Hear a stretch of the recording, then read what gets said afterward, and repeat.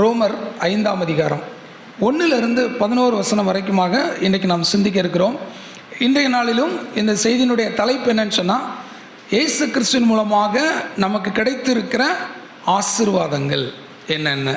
இன்றைக்கி உலகம் இயேசு கிறிஸ்துட்ட வரும்பொழுது ஏதாவது உலக பிரகாரமான ஆசீர்வாதத்துக்காக தான் இன்றைக்கி என்ன செய்கிறாங்க, வர்றாங்க.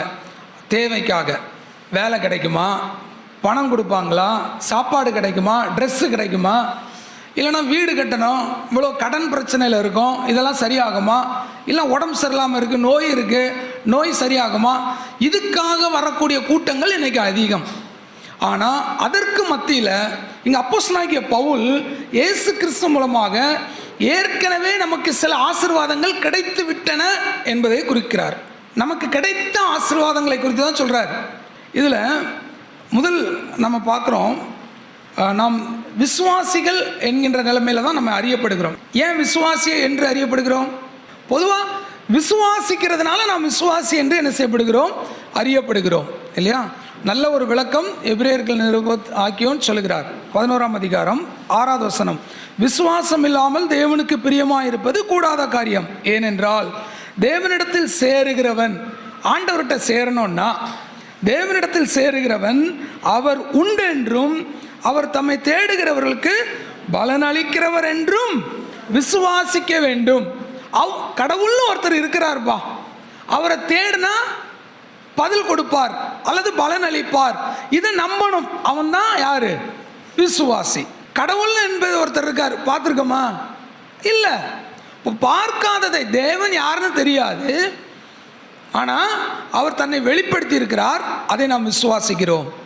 பரலோகம் எப்படி இருக்கிறது என்பது தெரியாது, அதையும் தேவன் வெளிப்படுத்தி எழுதி வச்சிருக்கிறார், அதை விசுவாசிக்கிறோம். அதனால தான் நமக்கு என்ன பேர்? விசுவாசி. தோமாட்ட ஆண்டவர் சொல்றார், நீ கண்டு விசுவாசிக்கிறாய், காணாமல் விசுவாசிக்கிறவன் பாக்கியவான். தேவன் நமக்கு அநேக ஆசீர்வாதங்களை கொடுத்திருக்கிறார். என்னென்ன ஆசீர்வாதங்கள் என்பதை தான் நாம் இங்கே பார்க்க போகிறோம். ரோமர் 5ஆம் அதிகாரம் 8வது வசனத்தை பாசிங்க. நாம் பாவிகளாக இருக்கையில் கிறிஸ்து நமக்காக மரித்ததினாலே தேவன் நம்மேல் வைத்த தமது அன்பை விளங்க பண்ணுகிறார். ஆண்டவர் நமக்காக மரித்ததினாலே தம்முடைய அன்பை என்ன செய்கிறார்? விளங்க பண்ணுகிறார். தேவனுடைய அன்பு வெளிப்பட்டது எப்படி? அவர் சிலுவையில் நமக்காக மரித்ததினாலே. அதே ரோமர் 5ஆம் அதிகாரம் 2வது வசனம், அவர் மூலமாய் நாம் இந்த கிருபையில் பிரவேசிக்கும் ஸ்லாக்கியத்தை விசுவாசத்தினாலே பெற்று நிலை கொண்டிருந்து தேவ மகிமையை அடைவோம் என்கின்ற நம்பிக்கையினாலே மேன்மை பாராட்டுகிறோம். இது எதை குறிக்கிறது? எதிர்காலத்தை, தேவனுடைய மகிமையை நாம் அடைவோம். ஆண்டவராகிய இயேசு கிறிஸ்து நமக்கு கொடுத்திருக்கிற இந்த ஸ்லாக்கியத்தில் முதல்ல நம்ம பார்க்கக்கூடிய ஸ்லாக்கியம் என்னன்னா, தேவனோடு கூட இருக்கக்கூடிய புதிய உறவு. 5ஆம் அதிகாரம் 10-11, நாம் தேவனுக்கு சத்துருக்களாக இருக்கையில் அவருடைய குமாரனின் மரணத்தினாலே அவருடனே ஒப்புரவாக்கப்பட்டோமானால், ஒப்புரவாக்கப்பட்ட பின் நாம் அவருடைய ஜீவனாலே ரட்சிக்கப்படுவது அதிக நிச்சயமாமே. அதுவும் அல்லாமல் இப்பொழுது ஒப்புரவாகுதலை நமக்கு கிடைக்க பண்ணின நம்முடைய கர்த்தராகிய இயேசு கிறிஸ்து மூலமாய் நாம் தேவனை பற்றியும் மேன்மை பாராட்டுகிறோம். ஸோ ஆண்டவர் முதல்ல நமக்கு கொடுத்திருக்கிற அந்த புதிய உறவு என்ன? ஒப்புரவாகுதல். நாம் தேவனோடு கூட ஒப்புரவாக்கப்பட்டிருக்கிறோம். நாம் தேவனுக்கு சத்துருக்களாக இருக்கும் பொழுது நாம் ஒப்புரவாக்கப்பட்டோம். எப்படி? அவருடைய மரணத்தினாலே. கிறிஸ்துவனுடைய மரணம் நம்மை தேவனோடு கூட ஒப்புரவாக்கிற்று. பாருங்க, 2 பேர் சண்டை போட்டாங்க, அப்போ அங்கே ஒரு மத்தியஸ்தர் தேவைப்படுகிறது. சரி விடுப்பா, ஏதோ பண்ணிட்டாங்க வா அப்படின்னு சொல்லி அவங்க கையையும் பிடிச்சி இவங்கையும் பிடிச்சி 2 பேரையும் ஒன்றா சேர்த்து வைக்கிறோம் பார்த்தீங்களா? அதுதான் அந்த மீடியேட்டர். அவர் தான் அந்த ஒப்புரவாக்குதலை செய்யக்கூடியவர். ஆண்டவராக இயேசு கிறிஸ்து அந்த காரியத்தை அவர் செய்தார், நம்மை ஒப்புரவாக்கினார். நாம் முன்பு தேவனுக்கு சத்துருக்களாக இருந்தோம். 2 நபர்களுக்கு இடையே இருந்த அந்த பிரிவினையை நீக்கி ஒரு இணக்கத்தை காட்டுகிறது, ஐக்கியத்தை காட்டுகிறது. சரியா?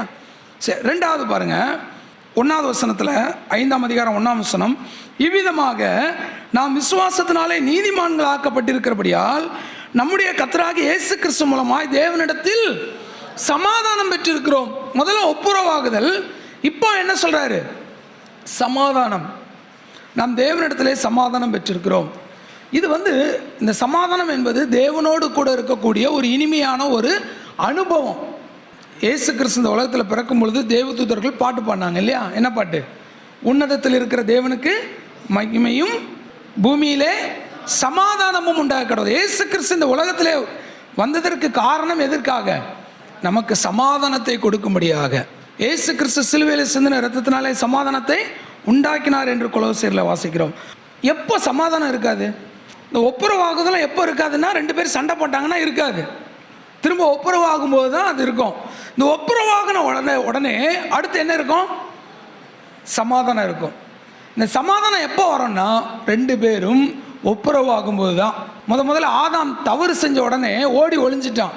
ஆண்டவர் வரார், வந்தோடனே கேட்குறார், ஆதாமே நீ எங்கே இருக்கிறாய்? அவன் சொன்னான், நான் நிர்வாணி என்பதை அறிந்து கொண்டு ஒளித்து கொண்டிருக்கிறேன் அப்படின்னா. நான் ஒரு பாவி என்பதை அறிந்து நான் என்னை ஒளித்து கொண்டேன். அப்போ ஆண்டவர் சொல்லுகிறார், நான் புசிக்கக்கூடாது என்று விலக்கின கனியை புசித்தாயோ, அதனால தான் உனக்கு வந்துச்சு வேண. அப்போ தேவன் எதை செய்யக்கூடாதுன்னு சொல்கிறாரோ அதை மீறி செய்யும்போது சமாதானத்தை இழந்து போகிறோம். இந்த சமாதானம் திரும்ப வரணும்னா அதுக்கு ஒரே வழி யாரு? இயேசு கிறிஸ்து. எப்படி? இந்த 1வது வசனத்தில் 3 காரியம் பாருங்களேன். ஒரு 3 நபர்கள் அங்கே மென்ஷன் பண்ணியிருக்கிறார் பவுல்.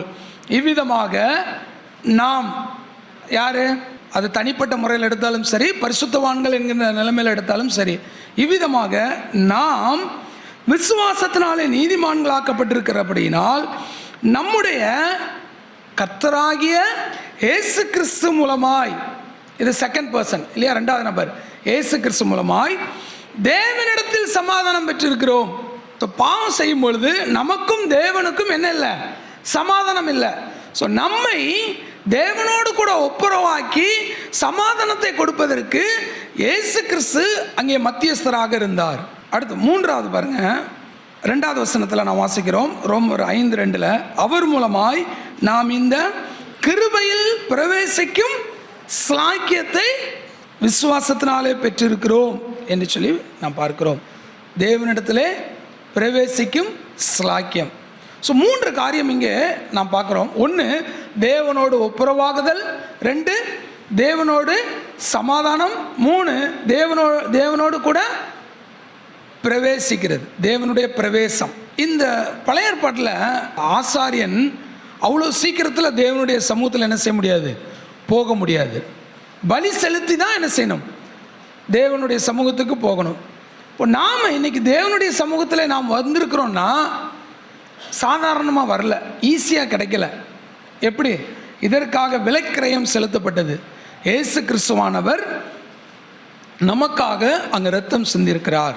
இன்னைக்கு நம்ம தேவனிடத்தில் பிரவேசிக்கக்கூடிய ஸ்லாக்கியத்தை பெற்றிருக்கிறோம். we have the access to God. நம்ம தேவனிடத்தில் போகிறதுக்கான அந்த, இப்போ ஏதாவது ஒரு ஆஃபீஸ்க்கு போகிறீங்கன்னா உங்களுக்கு ஒரு கார்டு கொடுத்துருப்பாங்க, அந்த பாஸ் இல்லாமல் என்ன செய்ய முடியாது? போக முடியாது. இப்போ தேவனிடத்தில் போனோம்னா நமக்கு ஒரு பாஸ் வேணும். என்ன? ரட்சிக்கப்பட்டிருக்கிறேன், நான் ஆண்டவரை ஏற்றுக்கொண்டிருக்கிறேன், இதோ கிறிஸ்துவை நாம் காண்பிக்க வேண்டும், கிறிஸ்து எனக்குள்ளே இருக்கிறார், கிறிஸ்து மூலமாக நாம் தேவனிடத்தில் போக முடியும், கிறிஸ்து மூலமாக எனக்கு சமாதானம் கிடைத்திருக்கிறது, கிறிஸ்து மூலமாக தேவனோடு கூட இப்பொழுது எனக்கு என்ன இருக்கிறது? ஒப்புரவாகுதல் கிடைத்திருக்கிறது. புரிஞ்சா? அப்போஸ்தலனாகிய பவுல் அதை அங்கே சொல்கிறார். முதல்ல உள்ளே போகணும், சமாதானமாகணும், ஒப்புரவாகணும். எல்லாம் ஒரே காரியத்தை தான் குறித்து திரும்ப திரும்ப சொல்கிறார். இதுக்கு எல்லாத்துக்கும் காரணமாக இருக்கிறது யார்? இயேசு கிறிஸ்து. இப்போ நமக்கு சமாதானம் இல்லாது இருந்தோம், சமாதானத்தை நாம் பெற்றுக்கொண்டோம். ஒப்புரவாகுதல் இல்லாமல் இருந்தோம், தேவன் நம்மை ஒப்புரவாக்கி இருக்கிறார். அவருடைய மரணத்தினாலே, அவருடைய குமாரனாகிய இயேசு கிறிஸ்துனுடைய மரணத்தினாலே தேவனுடைய சமூகத்தில் பிரவேசிக்கக்கூடிய ஸ்லாக்கியத்தை பெற்றிருக்கிறோம். பழைய ஏற்பாட்டில் யூதன் மட்டும்தான் போக முடியும்.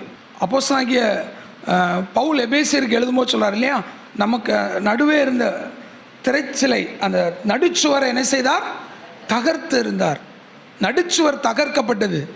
இயேசு கிறிஸ்து சிலுவையில் மரிக்க போது தேவாலயத்தினுடைய திரைச்சிலை 2ஆக கிழிந்தது என்று சொல்லி பார்க்கிறோம். நம்மை தேவனோடு கூட சேர்த்தார்.